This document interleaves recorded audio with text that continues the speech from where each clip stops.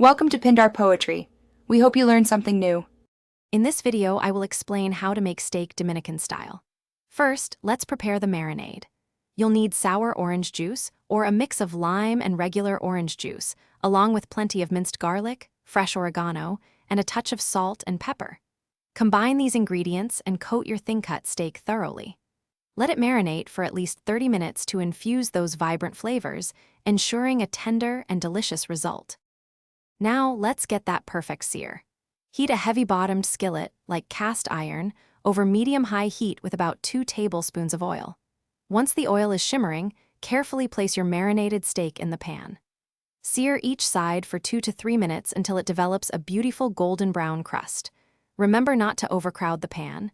Cook in batches if needed to maintain high heat and ensure even cooking. After searing, it's time to tenderize the steak and build a delicious sauce.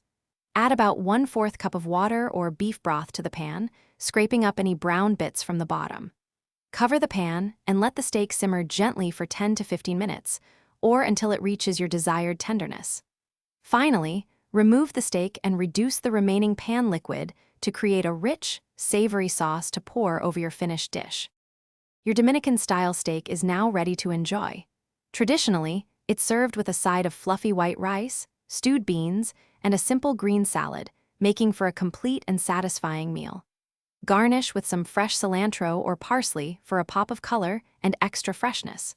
Don't forget to check the description below for links to the Echo Dot smart speaker and other great deals to enhance your home experience.